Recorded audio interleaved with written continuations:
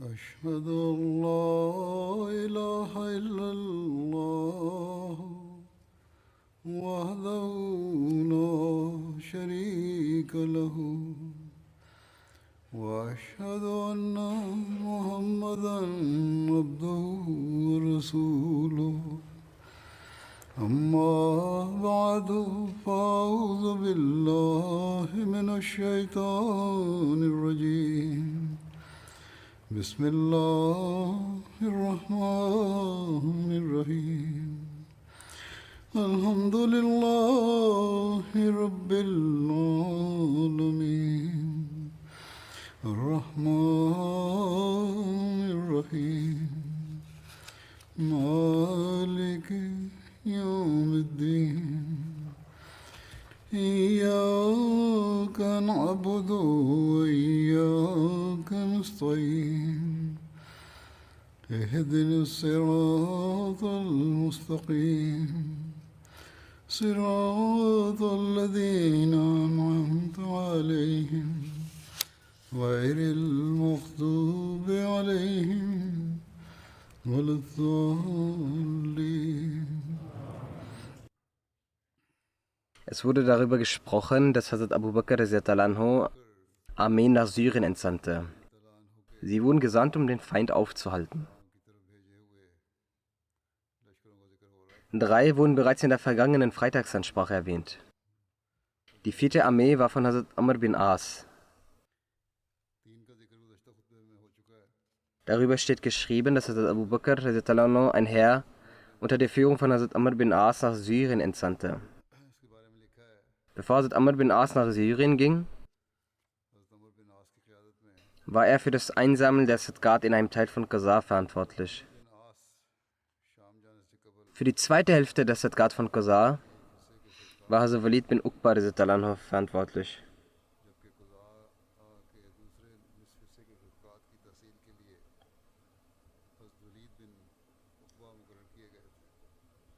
Als Hazrat Abu Bakr radhiyallahu anhu beabsichtigte, diverse Armeen nach Syrien zu entsenden, war es sein Wunsch, auch Hazrat Amr bin As nach Syrien zu schicken. Aufgrund seiner herausragenden Arbeiten, die er für die Vernichtung des Übels der Abtrünnigkeit geleistet hatte, überließ Hazrat Abu Bakr ihm die Wahl, in Qasar zu bleiben oder nach Syrien zu gehen und die Muslime zu unterstützen.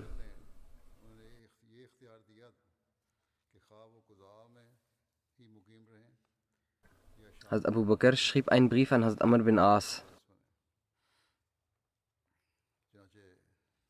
Darin hieß es: O Abu Abdullah, ich möchte dich mit einer solchen Arbeit beschäftigen, die für dein Dies und Jenseits hervorragend ist. Es sei denn, du magst diese Arbeit mehr, die du vollbringst. Als Antwort darauf schrieb Hazrat Amr bin As an Hazrat Abu Bakr radhiyallahu anhu: Ich bin eines der Pfeile des Islam. Nach Allah sind Sie jene Person, der diese Pfeile abschießen und einsammeln kann. Entscheiden Sie selbst, welches dieser Pfeile sehr fest, sehr angsterregend und ausgezeichnet ist. Schießen Sie ihn dorthin, aus der Sie keine Furcht sehen. Das heißt, ich bin stets bereit, mich in jede Gefahr zu begeben. Als Hazrat Amr bin As nach Medina kam, gab Hazrat Abu Bakr radhiyallahu anhu ihm den Befehl, dass er außerhalb Medinas ein Zelt aufschlagen soll, damit die Menschen sich mit ihm zusammentun können. Viele Adlige der Quraysh hatten sich mit ihm zusammengetan. Als die Entscheidung fiel, nach Syrien zu gehen, wurde Hazrat Amr bin As nach Medina gerufen. Er kam dort an und mit ihm wurde dann die Armee vorbereitet und zusammengestellt außerhalb Medinas. Hazrat Abu Bakr hatte ihm gesagt, dass er außerhalb Medinas seine Zelte schlagen soll, damit die Menschen zu ihm kommen. Als er beabsichtigte zu gehen, kam Hazrat Abu Bakr zu seiner Verabschiedung und sagte: O Amr, du bist hervorragend in Erfahrung und pflegst ein besonderes Augenmerk für Kämpfer.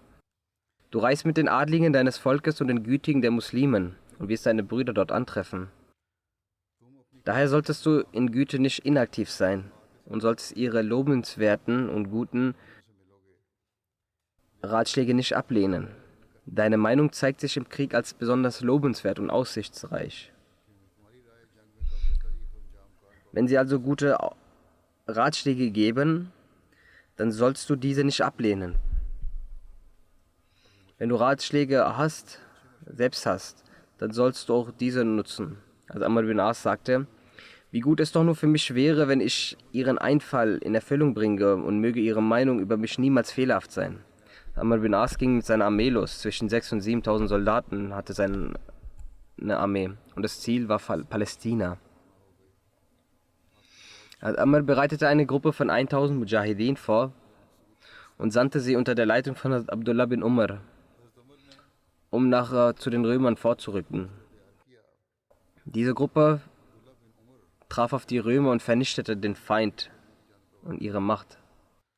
Sie waren erfolgreich. Mit einigen Gefangenen kamen sie zurück. Also Amr bin As befragte die Gefangene, aus dem sich herausschloss, dass die römische Armee unter der Leitung von Reves beabsichtigen, einen spontanen Angriff auf die Muslime zu planen. Aufgrund dieser Informationen bereitete er seine Armee vor, dass wenn die Römer uns angreifen, so sollen die Muslime erfolgreich darin sein, diese zu verteidigen. Und sie schafften es und bedrängten das römische Heer und sie waren gezwungen zurückzukehren. Folgend attackierten die Muslime, sie vernichteten die Macht des Feindes.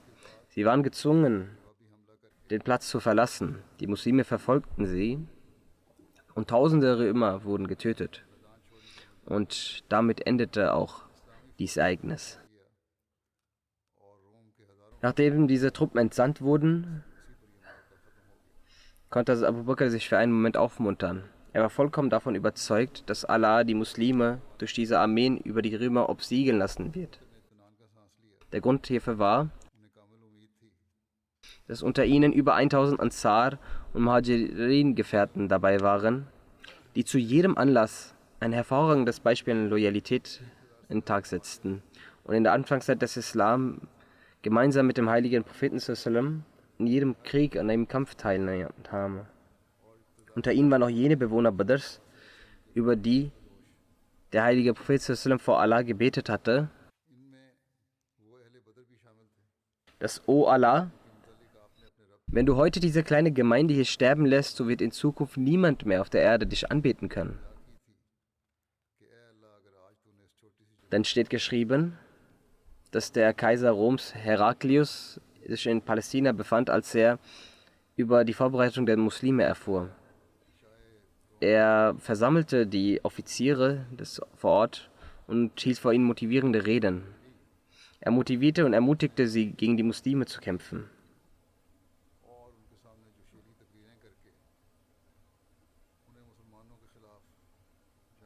Er sagte über die Muslime: Diese habgierigen, beschämenden und unzivilisierten Menschen aus der Wüste Arabiens möchten euch angreifen. Gebt ihnen eine solche zerstörende Antwort, dass sie niemals mehr wagen, auf euch herabzuschauen. Waffen und Soldaten werden euch unterstützen. Seid mit ganzem Herzen gehorsam gegenüber jenen Führern, die euch angesetzt wurden. Der Sieg wird euers sein.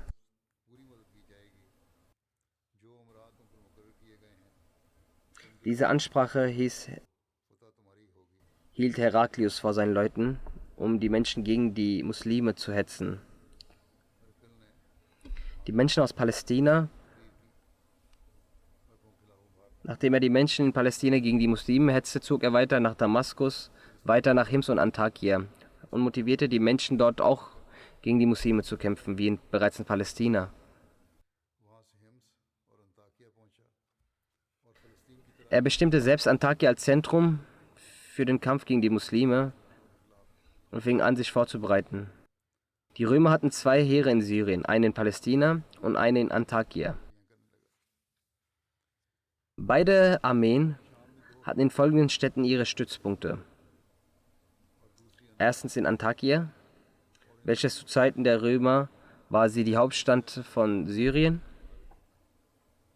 Zweitens Ginestarin, dies war eine Grenzstadt nordwestlich von Persien. Drittens Hims. Dies war eine Grenzstadt nordöstlich von Persien. Viertens Oman. Der Sitz vom Führer von Balkar. Hier befand sich eine sichere Burg. Fünftens Ajnadan. Dies war im Süden von Palästina ein Militärstützpunkt der Römer.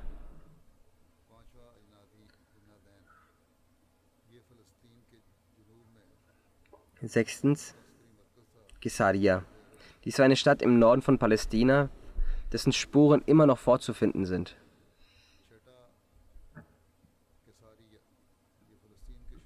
Die Stützpunkte der Römer waren also Antakya und Hims.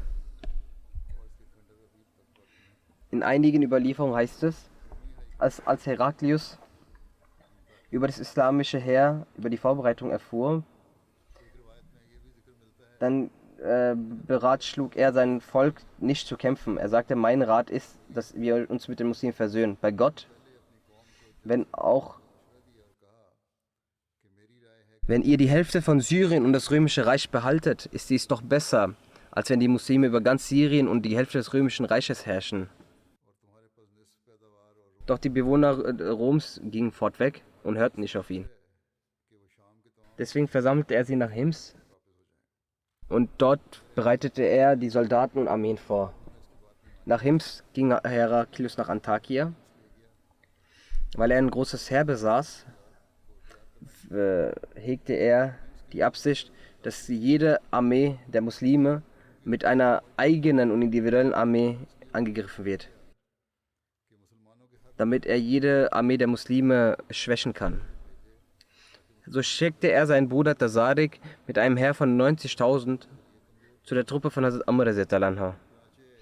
Jaja bin Dodr schickte er, um gegen Hazrat Yazid bin Abu Sufyan zu kämpfen. Genauso schickte er Ekar bin Nastus mit einem Heer von 60.000, um gegen Hazrat Abu Ubaidah zu kämpfen. Er schickte im Kampf gegen Hazrat Shurabil bin Hassanab Durakas. Als Hazrat Abu Ubaidah bin Jarrah in der Nähe von Jabia ankam, kam eine Person zu ihm mit der Information, dass Heraklius in Antakya ist. Und er hat im Kampf gegen dich ein so großes Heer vorbereitet, dass davor in seinen Vorfahren noch nie so ein großes Heer war. Also kein Volk vor dir hat gegen so ein großes Heer gekämpft. Daraufhin schrieb Hazrat Abu Ubaidah einen Brief an Hazrat Abu Bakr, dass ich habe die Information erhalten, dass der Kaiser Roms Heraklius in einer Stadt in Syrien namens Antakya zurzeit lebt und dort alle Menschen zu sich ruft. Die Menschen kommen nun auf leichteren, schwierigen Wege zu Heraklius. Ich finde es angebracht, sie darüber in Kenntnis zu setzen, damit sie darüber entscheiden können. Hazrat Abu Bakr antwortete an Hazrat Abu Ubaidah, ich habe deinen Brief erhalten, ich habe ihn verstanden. Das, was du über den Kaiser Roms Heraklius geschrieben hast. Dann sagte Abu Bakr weiter, dass er sich in Antakya niedergelassen hat, ist ein Zeichen für euren Sieg und dessen Niederlage. Also fürchte dich nicht. Die Tatsache, dass er viele Menschen um sich versammelt hat, war uns vorher schon bewusst. Kein Volk kann ohne eine Auseinandersetzung ihren König verlassen oder sich von ihm befreien.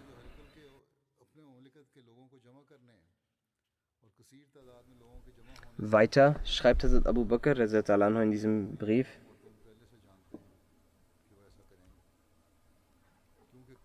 aller Preis gebührt Allah, mir ist bewusst, dass viele Muslime, die gegen sie kämpfen werden, den Tod genauso lieben, wie der Feind das Leben liebt und danach trachtet. Und im Kampf trachten sie nach der Belohnung Allahs und haben für den Dschihad auf dem Wege Allahs noch eine größere Liebe, als sie für Jungfrauen und Geld haben. Ein gläubiger Kämpfer ist besser als tausende ungläubige Kämpfer. Kämpfe gegen sie und sei nicht in Sorge über jene muslimische Kämpfer, die du nicht vorfindest. Wahrlich, Allah ist mit dir und ich schicke für deine Hilfe noch weitere Soldaten, also noch ein weiteres Heer. Das wird für dich ausreichend sein. Und inshallah wird nicht noch mehr verlangt sein. Genauso erhielt Hazrat Abu Bakr auch einen Brief von Hazrat Amr bin As. Antwortend schrieb Hazrat Abu Bakr: Ich habe deinen Brief erhalten, in dem du über das Zusammenkommen der römischen Armee geschrieben hast. Bedenke, dass Allah uns nicht mit dem Propheten aufgrund unserer Mehrheit mit Siegen geehrt hat. Unser Zustand war, dass wir mit dem heiligen Propheten den Dschihad zogen. Wir hatten lediglich 2 Pferde und auf den Kamel konnten wir auch nur abwechselnd steigen. Am Tag der Schlacht von Uhud waren wir mit dem heiligen Propheten und wir hatten nur ein einziges Pferd, auf dem der Prophet ritt. Aber dennoch bescherte Allah uns über den Feind Siege. Allah hat uns den Sieg gegeben und uns geholfen und unterstützt. Er sagte: Amr, beachte, Allahs gehorsamster Mann ist jener, der von dem Ungehorsam sich am meisten entfernt. Sei Allah gegenüber gehorsam und weise deine Männer auch darauf an, Allah gehorsam zu sein. Also Yazid bin Abu Sufyan hat auch an Hazrat Abu Bakr Briefe geschrieben und die Situation geschildert und nach Unterstützung verlangend geschrieben. Also Abu Bakr schrieb: Wenn ihr mit diesen kämpfen müsst, dann nimm deine Gefährten und greift diese an und bekriegt diese. Allah wird euch nicht zugrunde gehen lassen. Allah hat mich benachrichtigt, dass die kleine Armee über die große Armee obsiegen wird. Und trotzdem, dennoch schicke ich weitere Mujahideen für deine Unterstützung, bis es für dich ausreichend ist und du nicht noch weiteres Verlangen hast, inshallah. Wassalam, schrieb Hazrat Abu Bakr. Als Hazrat Abu Bakr diesen Brief an Hazrat Abdullah bin Qurt gegeben hat, um diesen zu Hazrat Yazid zu bringen, Hazrat Abdullah nahm diesen Brief mit und ging los, bis er zu Hazrat Yazid gelangte. Und er las diesen Brief vor den Muslimen vor, weshalb die Muslime sehr erfreut waren. Hazrat Abu Bakr rief Hazrat Hashim bin Utbah und sagte zu ihm: O Hashim, wahrlich, es ist eine Glückseligkeit, dass du von jenen Menschen bist,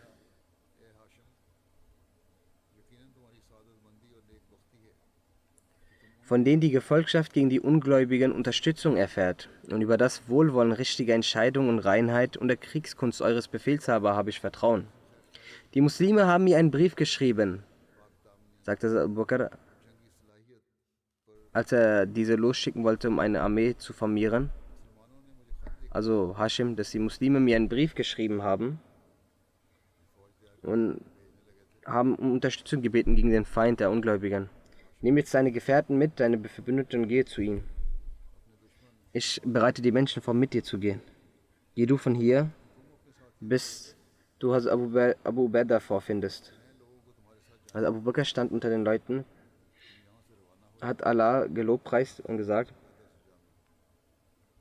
sagte, unter den Muslimen zwischen Brüdern von euch sind welche, die verletzt sind, die noch gesund sind, die noch beschützt werden, und ihnen wird Gutes getan. Allah hat Furcht in den Herzen der Feinde festgelegt. Diese haben sich in ihren Burgen Schutz gesucht und ihre Tore geschlossen. Die Boten seitens der Muslime haben diese Nachricht überbracht, dass der Herrscher Heraklius von Rom vor ihnen geflüchtet ist und in einer Burg in Syrien Zuflucht gefunden hat. Sie haben uns die Nachricht geschickt, dass Heraklius von hier aus ein sehr großes Heer im Kampf gegen die Muslime losgeschickt hat. Meine Meinung ist, dass ihr zur Hilfe und Unterstützung zu euren muslimischen Brüdern euer Herr schicke. Allah wird dadurch ihren Rücken stärken, also durch diese Armee wird er den Rücken der Muslime stärken und den Feind vernichten. Und in ihren Herzen wird er Furcht legen. Möge Allah gnädig mit euch sein. Seid bereit, mit Hashim bin Utbah zu reisen und seid auf Allahs Belohnung vertraut. Wenn ihr erfolgreich seid, dann werdet ihr Siege erhalten. Und wenn ihr sterbt, so wird euch Ehre und Märtyrer zuteil. Dann kam Abu Bakr nach Hause und die Menschen begaben sich zu Hashim bin Utbah zu versammeln, bis sich ihre Anzahl erweitert hatte. Als sie schon 1000 waren, gab Abu Bakr ihnen den Befehl loszulaufen. Hashim sagte Salam zu Abu Bakr und verabschiedete sich von ihm. Abu Bakr sagte zu ihm: O Hashim,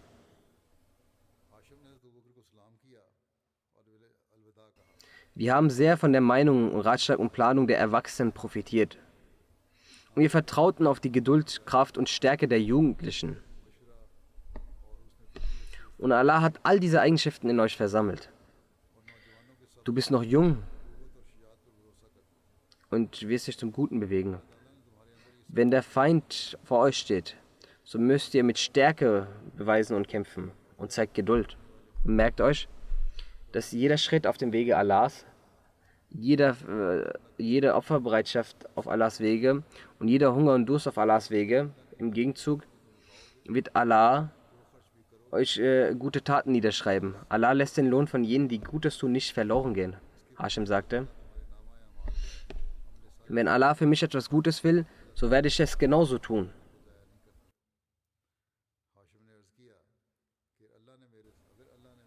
Allah ist es, der Kraft und Stärke gibt, und ich hoffe, dass, wenn ich nicht erschlagen werde, dann werde ich jene bekämpfen, dann nochmal bekämpfen und dann nochmal bekämpfen. Dann sagt er: Ich hoffe, dass, wenn ich nicht umgebracht werde, dann werde ich diese immer wieder bekämpfen. Oder er sagte: Es ist mein Wunsch, dass ich umgebracht werde und immer wieder umgebracht werde. Das sind zwei verschiedene Überlieferungen. Dann sagte sein Onkel Hazrat Sa'd bin Abi Waqqas zu ihm: O mein Neffe, o mein Enkel, jeden Speer, den du wirfst und der Schlag, den du setzt, soll dadurch das Wohlgefallen Allahs erlangt werden. Und wisset, dass ihr schnell von dieser Welt zurückkehren werdet und ihr werdet alsbald zu Allah zurückkehren. Und von dieser Welt bis zur nächsten Welt wird mit euch der Schritt der Wahrheit sein, welchen ihr gesetzt habt. Oder es wird eine rechtschaffene Tat sein, welche ihr getan habt. Hashim sagte: O Onkel, seien Sie meinerseits ganz unbesorgt. Wenn mein Rasten und mein Reisen, morgens und abends und mit der Armee zu gehen und mit dem Speer zu verletzen und mit dem Schwert zu schlagen ist, um es den Menschen vorzuführen, dann werde ich unter den Verlierern sein. Also, jede meiner Tat wird für Allah sein und nicht für die Menschen. Dann ging er zu Hazrat Abu Bakr und ging über den Weg von Hazrat Abu Ubaidah, bis er zu ihnen gegangen war.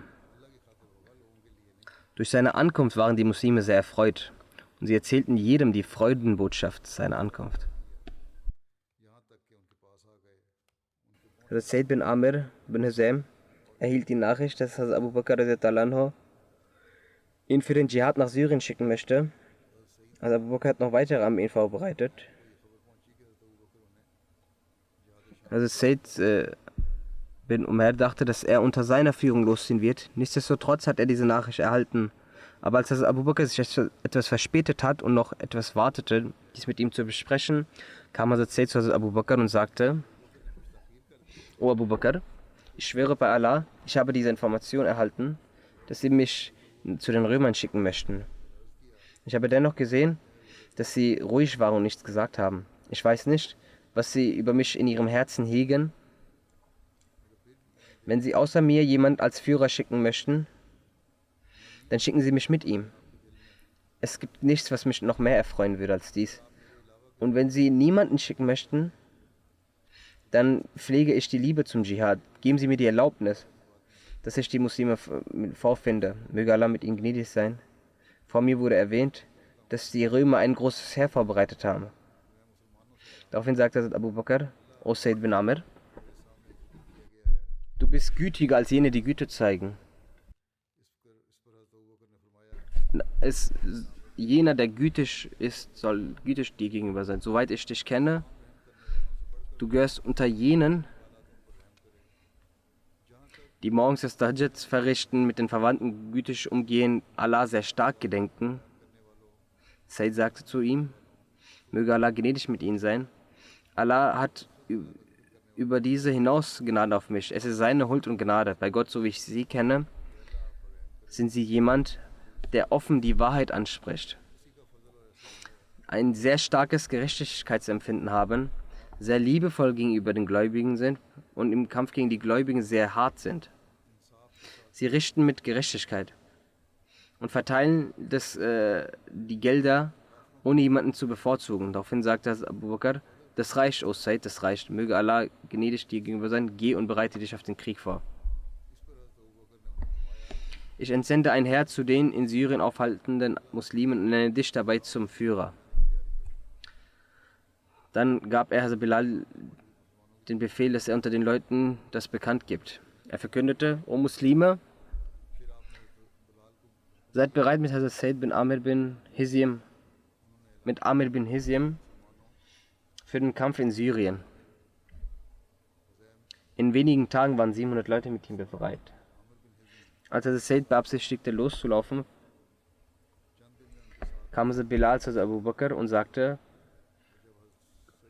O Khalif des Propheten sallallahu, wenn ihr mich für Allah befreit habt, damit ich über mein eigenes Ich der Herrscher bleibe und noch weiterhin und um mich Gewinn zu machen fortbewege, so erlauben Sie mir, dass ich auf dem Weg meines Herrn den Dschihad vollziehe. Statt hier sitzen zu bleiben, ist es mir lieber, den Dschihad durchzuführen. Also Abu Bakr antwortete: Allah ist Zeuge, dass ich dich genau für diesen Willen freigekauft habe. Ich will im Gegenzug dazu keinen Lohn, noch sehne ich mich nach einem Dank. Diese Erde ist sehr groß, so dann welchen Weg du auch magst, sollst du ihm folgen. Also Bilal antwortete: O Siddiq, O Wahrhaftiger, vielleicht haben sie es falsch verstanden und sind enttäuscht von mir. Also Abu Bakr sagte: Nein, bei Gott, ich bin nicht enttäuscht von dir. Ich möchte nicht, dass du auf meinem Wunsch deinen eigenen Wunsch ablehnst, weil dein Wunsch dich zum Gehorsam Allahs aufruft. Also Bilal antwortete: Wenn die möchten, dann bleibe ich bei ihnen. Also Abu Bakr sagte: Wenn du aber den Wunsch zum Dschihad hast, dann werde ich dich niemals dem Befehl geben, hier zu bleiben. Ich möchte dich nur für das Asan. Und O Bilal, und ich werde Trauer empfinden, wenn du entfängst, aber eine Ferne ist wichtig, bis zum jüngsten Gericht wird es keine Begegnung mehr geben. O Bilal, vollbringe gute Taten. Diese sollen von dieser Welt als eine Vorsorge für dich sein, solange du am Leben bleibst. Allah wird einen Gedanken am Leben erhalten, und wenn du stirbst, wirst du den besten Lohn hierfür erhalten. Hazrat Bilal erwiderte zu ihm: Möge Allah ihn von diesem Freund und Bruder besten Lohn gewähren. Bei Gott, den Geduld, den sie uns in Bezug auf Allahs Gehorsam und bezüglich dem konsequenten Handeln, bezüglich der Wahrheit und Geduld gelehrt haben, so ist es keine neue Sache, und ich möchte nach dem Gesandten Allahs für niemanden das Asan ausgeben. Dann ging mit Hazrat Said bin Amir auch Hazrat Bilal. Also er hat diese Bitte geäußert, dass, wenn ich nur fürs Asan da behalten wollte, dann ist es mein eigener Wunsch, dass ich das Asan nicht mehr gebe, weil mein Herz nicht damit einverstanden ist, dass es nach dem Gesandten Allahs für jemand das Asan gibt. Dann versammelten sich bei Hazrat Abu Bakr weitere Leute. Er nannte Hazrat Muawiyah als Führer und sein Bruder Hazrat Yazid wurde befohlen, sich ihm anzuschließen. Hazrat Muawiyah ging fort und schloss sich Hazrat Yazid an. Als Hazrat Yazid bei Hazrat Khalid bin Said ankam, hat sich der restliche Teil des Heers ihm ebenfalls angeschlossen. Dann kam Hazrat Hamza bin Abu Bakr Hamdani mit einem Heer zu Hazrat Abu Bakr. Die Anzahl dieses Heeres war bis zu 1000 oder mehr als dies. Als Hazrat Abu Bakr seine Anzahl und Vorbereitung sah, so war er sehr erfreut darüber und sagte: Auf die Muslime sind aufgrund dieses Segens Gottes alle Lobpreisungen nur für ihn. Allah hilft immer mittels dieser Leute die Muslime und erhält Erleichterung für sie bereit. Durch diese stärkt er den Rücken der Muslime und zerstört den Rücken ihrer Feinde. Dann sagte Hamza zu Hazrat Abu Bakr: Gibt es außer ihnen auch weitere Führer über mich? Also Abu Bakr sagte: Ja. Ich habe 3 Anführer gewählt. Du kannst dich jedem anschließen, wen du möchtest. Als Hamza auf die Muslime antraf und sie fragte, wer von diesen 3 Umara, also Anführern, der Beste und nach der Gesellschaft des Propheten am besten ist, wurde ihm gesagt, Hazrat Abu Ubaidah bin Jarrah. So schloss er sich ihm an. Das ist auch eine Ausdrucksweise der Liebe zum Propheten, dass derjenige, der dem Propheten am nächsten ist, dass ich mit ihm bleibe. In Medina dauerte das Kommen von Delegationen des Dschihads an und Hazrat Abu Bakr schickte sie zu der Expedition.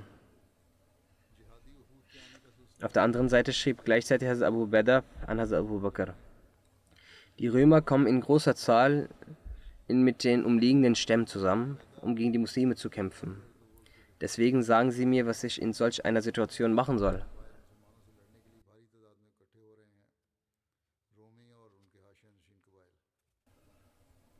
Durch die steigenden Briefe von Abu Bakr beschloss Hazrat Abu Bakr Hazrat Khalid bin Walid nach Syrien zu entsenden.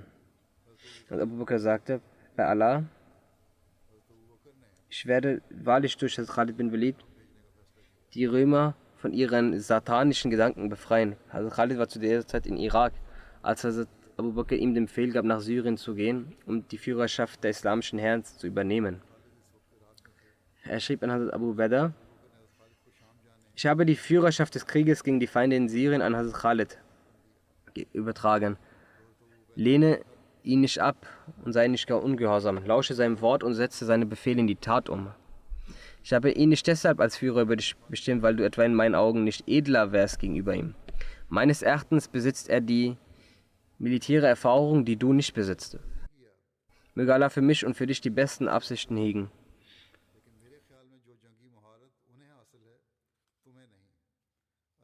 Über die Reise von Khalid von Iran nach Syrien heißt es: Als Abu Bakrs Brief Khalid erreichte, darüber gibt es verschiedene Überlieferungen, dass 800, 600, 500, 9000, sogar 6000 Mann nach Syrien losmarschierten.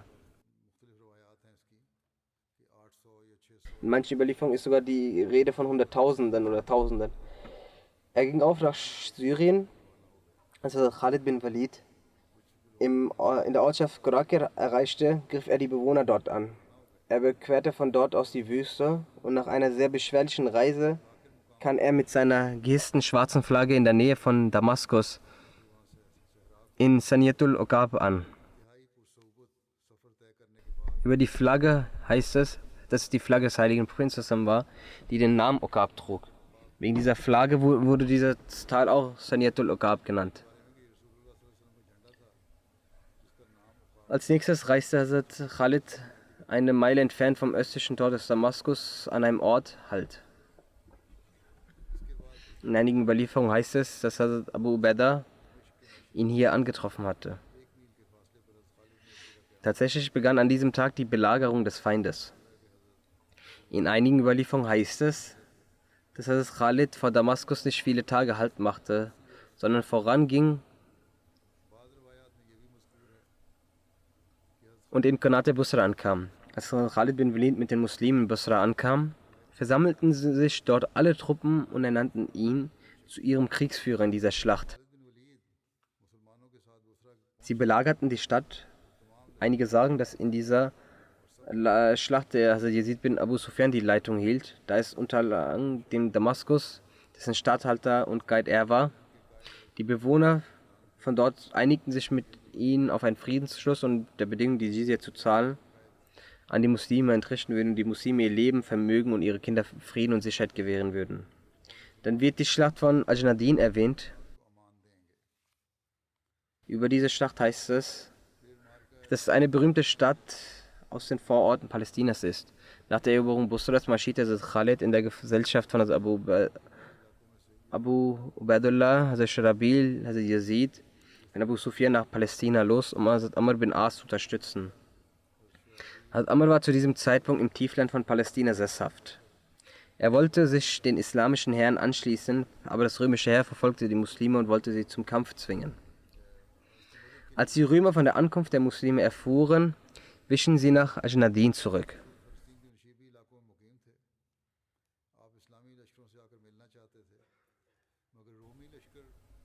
Als die Muslime von der Ankunft der Muslime erfuhren, wichen sie nach Ajnadin zurück.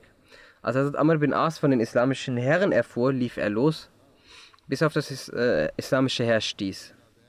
Dann versammelten sich alle in der Ortschaft von Ajnadin und formierten sich gegenüber den Römern. In einer weiteren Überlieferung heißt es, dass Hazrat Khalid vor der Ankunft in Ajnadin Damaskus statt Busra belagert hatte und dass Abu Ubaidah auch in seiner Gesellschaft war. Während dieser Belagerung hatte Heraklius für die Unterstützung der Bewohner Damaskus auch ein Heer geschickt, mit dem die Muslime gekämpft haben. Die Details werden zum späteren Zeitpunkt bei der Erzählung der Eroberung über Damaskus erwähnt. Jedenfalls erfuhren Hazrat Khalid und Abu Ubaidah während der Belagerung des Damaskus, dass der Befehlshaber von Hims ein Heer versammelt hat, damit der Weg von Hazrat Shurabil bin Hassana abgeschnitten werden kann, der sich gerade in Busra aufhielt. Und sie erfuhren auch, dass ein römischer Heer die Ortschaft von Ajnadin erreicht hat. Diese Nachricht bereitete Hazrat Khalid und Hazrat Abu Ubaidah Sorgen. Weil diese Nachricht beunruhigte Hazrat Khalid und Abu Ubaidah, weil er zu dieser Zeit mit dem Kampf gegen die Bewohner von Damaskus beschäftigt war. Daraufhin haben sich Hazrat Khalid und Abu Ubaidah beraten. Hazrat Ubaidah sagte, mein Rat ist es, dass wir von hier losgehen und bei Hazrat Shurabil ankommen, bevor der Feind zu ihm ankommt. Hazrat Khalid sagte, wenn wir zu Hazrat Shurabil gehen, dann wird das Heer der Römer aus Ajnadin uns folgen. Deswegen ist mein Rat, dass wir das große Heer, was hier in Ajnadin ist, verfolgen und Hazrat Shurabil eine Botschaft überbringen, indem wir ihm über die Absicht des Feindes aufklären und ihm sagen, dass er sich uns in Ajnadin anschließen soll.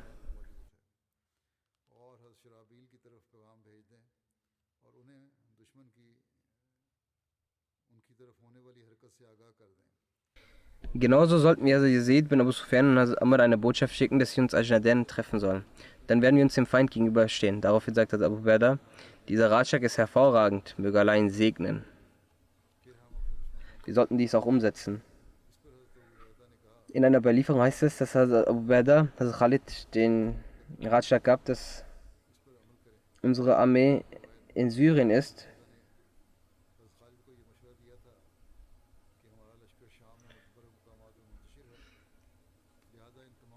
Nach einer Erzählung hat Abu Ubaidah Hazrat Khalid den Ratschlag gegeben. Unser Herr ist an verschiedenen Stellen im Westen stationiert. Allen soll geschrieben werden, dass sie uns in Ajnadin antreffen sollen. Also als Hazrat Khalid sich vornahm, von Damaskus nach Ajnadin aufzubrechen, dann schrieb er an allen Führern an Umara, dass sie sich alle in Ajnadin versammeln sollen. Hazrat Khalid und Ubaidah verließen mit den Leuten Damaskus und eilten nach Ajnadin. Hazrat Ubaidah war in dem hinteren Teil des Heers. Die Menschen aus Damaskus verfolgten Hazrat Ubaidah und umzingelten ihn. Er war mit 200 Mädchen unterwegs. Dieser Teil des Heers bestand aus Frauen, Kindern und Gütern. Nach einer Erzählung waren 100 Mann für den Schutz dieses Teils des Heers vor Ort, wohingegen die Damaskus in einer größeren Zahl waren. Also Abu Ubaidah kämpfte mit ihnen. Als die Nachricht Hazrat Khalid erreichte, welche im anderen Teil mit den Kämpfern war, kehrte er um. Mit ihm kehrten auch die anderen um. Dann griffen die Kämpfer die Römer an und drängten sie bis zu 3 Meilen zurück.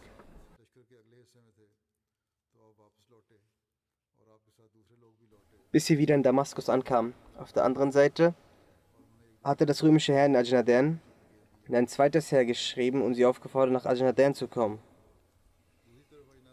Dieses Heer der Römer war mit der Absicht, Hazrat Shurabil anzugreifen, unterwegs nach Busra.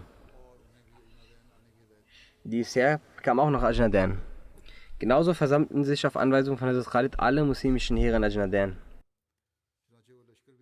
Die Soldaten der Römer wollten die Muslime in Kürze wieder zurückschicken, weil wie die Iraner auch dachte er, dass dies nur hungrige, nackte Menschen seien und nur ihr armes Land verlassen haben, um zu rauben. Er konnte sich nicht vorstellen, dass die seit Jahren unzivilisierten, ungebildeten und in der Wüste lebenden Araber etwas Gutes im Schilde führen. Also wurde Hazrat Khalid vorgeschlagen, dass wenn er und sein Herr zurückkehren würden, dann würde jedem Soldat ein Tuch als Kopfbedeckung gegeben.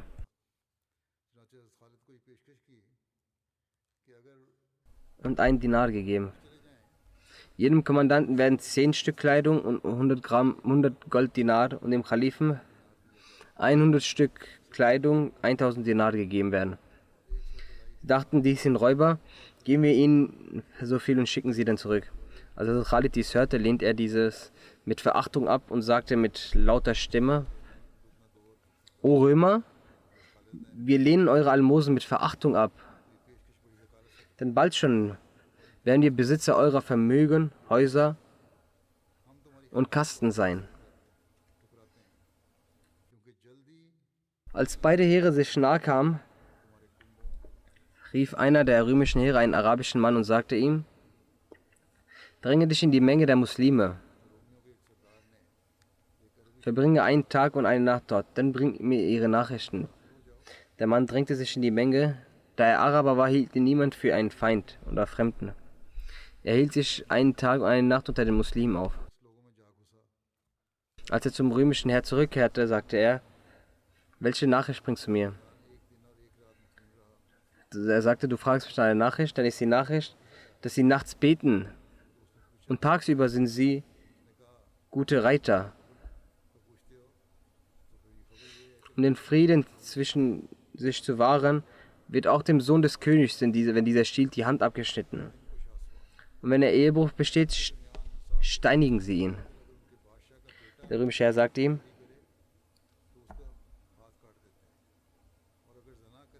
Wenn das die Wahrheit ist, dann ist es besser, in den Boden zu versinken, als mit ihnen zu kämpfen. Ich möchte, dass Allah mir so viel gewährt, dass er mich und sie in unsere Position lässt, dass er weder ihnen gegen mich hilft, noch mir gegen sie. Die steht in Tarikh Tabri. Morgens näherten sich die Menschen zueinander. Hazrat Khalid ging und richtete das Heer. Hazrat Khalid befand sich unter den Menschen, motivierte sie zum Dschihad und blieb an keiner Stelle stehen. Und er gab den muslimischen Frauen den Befehl, dass sie auch standhaft bleiben und sich hinter den Männern befinden, sollen Allah rufen und Allah um Hilfe bitten. Und immer wenn einer der Muslime vor ihnen vorbeiläuft, dann sollen sie ihre Kinder auf sie schicken und ihnen sagen, dass kämpft, um eure Kinder und Frauen zu schützen. Als Khalid blieb bei jeder Truppe stehen und sagte: O Diener Allahs, seid gottesfürchtig und bekämpft sie auf dem Wege Allahs, die Allah abgelehnt haben. Und kehret nicht auf euren Fersen zurück und seid nicht ängstigt vor eurem Feind, sondern schreitet voran wie Löwen, bis die Furcht verschwindet. Und ihr seid freie und ehrenswerte Menschen. Euch wurde das Diesseits gegeben und auch die Belohnung im Jenseits wird euch gegeben, hat Allah schon festgeschrieben. Die Mehrzahl des Feindes, die ihr seht, soll euch nicht in Angst versetzen. Wahrlich, Allah wird seine Strafe auf sie herabschicken. Khalid sagte den Menschen: Wenn ich sie angreife, dann sollt ihr auch sie angreifen. Danach herrschte ein großer Kampf zwischen beiden Armeen. Also Said bin Zaid motivierte die Muslime auf solche Weise: O Menschen, denkt stets an euren Tod vor Allah und werdet nicht vom Kampf wegrennen zur Erlangung zur Hölle. O Hüter des Glaubens und o Rezitierer des Korans, geht mit Geduld an die Sache und seid geduldig. Die Römer rannten um ihr Leben, als der Kampf intensiv wurde. Als sie in ihrer Ortschaft ankamen, hielt Wardan vor seinem Volk eine Rede und sagte: Wenn dieser Zustand weiterhin bleibt, dann wird dieses Land und Reichtum von euch genommen werden. Es ist besser, wenn ihr jetzt den Rost in eurem Herzen reinigt. In unseren Herzen kam nie der Gedanke auf, dass diese Schäfer, hungrige und nackte sklavische Araber mit uns kämpfen werden. Dürre und Hungersnot schickte sie zu uns. Hier angekommen aßen sie Früchte, Rosinen. Und statt Gerste fanden sie Weizenbrot. Statt Essig essen sie Honig und genießen Feigen, Trauben und weitere großartige Lebensmittel. Dann fragte einige Oberhäupter nach Rat. Ein Oberhaupt gab den Vorschlag, dass wenn er die Muslime schlagen möchte, dann rufe ihre Anführer durch irgendeinen Hinterhalt, Ausrede, Betrug und töte ihn. Dann werden sie alle wegrennen. Schickt zuerst 10 Soldaten des Volkes hin, damit sie sich verstecken. Dann ruft den Anführer der Muslime allein zum Gespräch und Verhandel. Wenn er mit der Absicht zum Reden kommt, dann sollen die versteckten Soldaten das Feuer auf ihn öffnen und ihn töten. So schickte der römische Anführer einen redegewandten und eloquenten Mann zu Khalid. Als der Botschafter zu den Muslimen kam, rief er laut: O Araber, könnt ihr dieses Blutvergießen und Töten nicht beenden? Wir machen einen Friedensvorschlag. Daher ist angebracht, dass euer Anführer zu einem Gespräch mit mir vortritt. Khalid trat hervor und sagte ihm, trage die Botschaft vor, die du mitgebracht hast. Doch halte dich an der Wahrheit. Er sagte, ich kam mit dieser Absicht, dass unser Anführer kein Blut vergießen mag. Jene, die bis jetzt getötet sind, darüber ist er betrübt. Daher ist sein Vorschlag, dass wir euch etwas Geld geben und dann den Kampf fortsetzen. Während dieses Gesprächs schuf Allah im Herzen des Boten, der gekommen war, eine solche Ehrfurcht, dass er im Gegenzug für den Schutz seiner Familie die ganze Intrige seines Oberhauptes vor Hazrat Khalid darlegte. Also die gesamte Information, von der er wusste, wie Hazrat Khalid aus dem Hinterhalt angegriffen werden sollte. Hazrat Khalid sagte, wenn du uns nicht verrätst, gewähre ich dir und deiner Familie Schutz. Dann kehrte er zurück, teilte seinem Oberhaupt mit, dass Khalid zu einem Gespräch mit ihm bereit war. Er war sehr erfreut. Der Ort, der für das Gespräch festgelegt wurde, versteckte er 10 seiner Soldaten hinter einem Hügel und befahl ihnen, in Deckung zu gehen.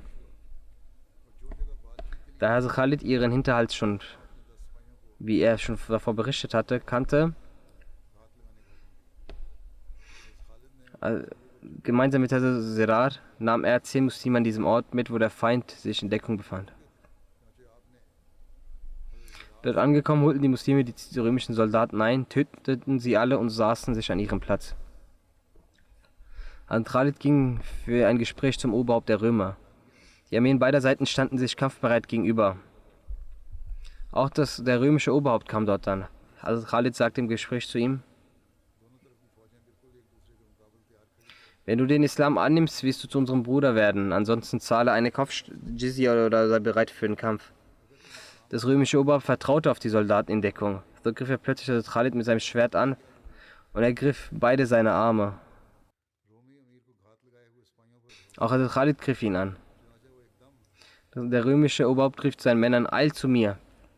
Ich habe das Oberhaupt der Muslime gefangen.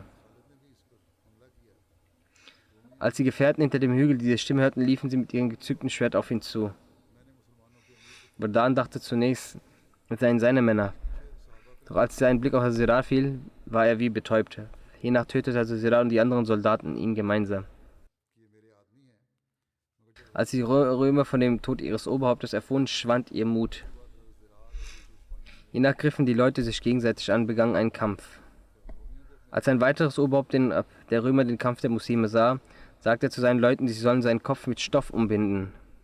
Sie fragen nach dem Grund, er sagte, der heutige Tag ist sehr vom Unglück verfolgt. Ich möchte ihn nicht sehen. Ich habe bis heute in der ganzen Welt keinen derart harten Tag gesehen. Der Überlieferer sagt, dass als die Muslime ihn enthaupteten, sein Kopf mit Stoff umwickelt war. Während dieses Kriegs betrug die Anzahl der Römer etwa 100.000. Die Anzahl der Muslime betrug 30.000 und in einer anderen Überlieferung 35.000. Bei diesem Kampf wurden 3.000 Römer getötet und ihre besiegte Armee sah sich gezwungen, in verschiedenen Städten Zuflucht zu suchen.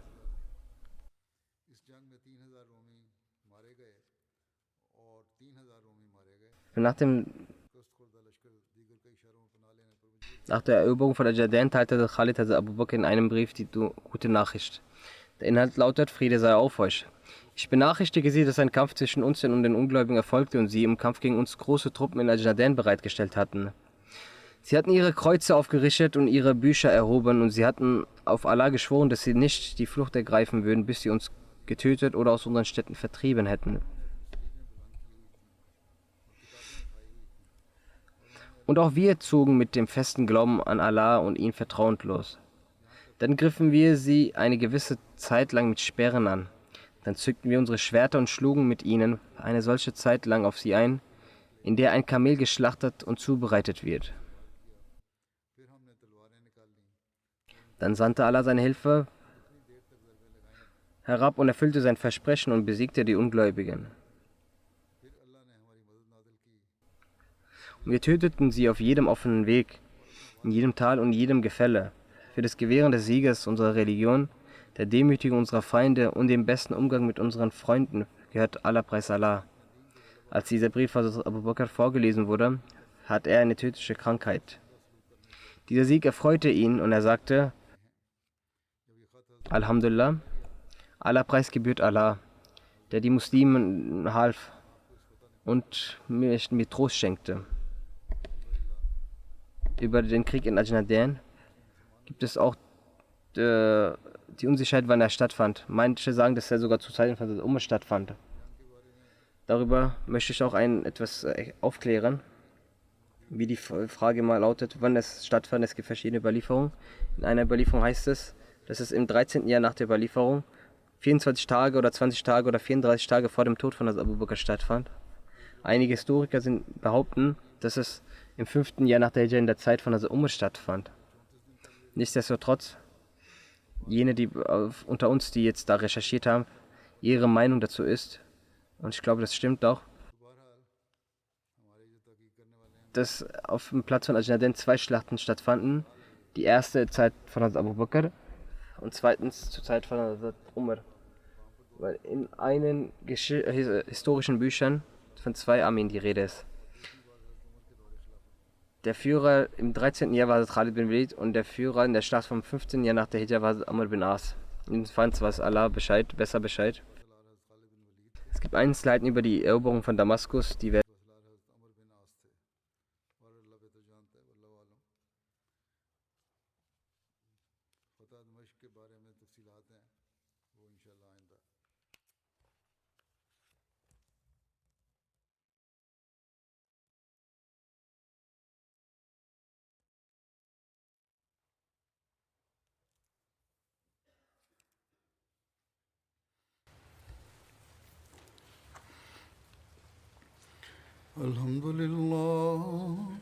الحمد لله نحمده ونستعينه ونستغفره ونؤمن به ونتوكل عليه ونعوذ بالله من شرور أنفسنا ومن سيئات أعمالنا من يهده الله فلا مضل له ومن يضلل فلا هادي له ونشهد أن لا إله إلا الله ونشهد أن محمدا عبده ورسوله عباد الله رحمكم الله إن الله يأمر بالعدل والإحسان وإيتاء ذي القربى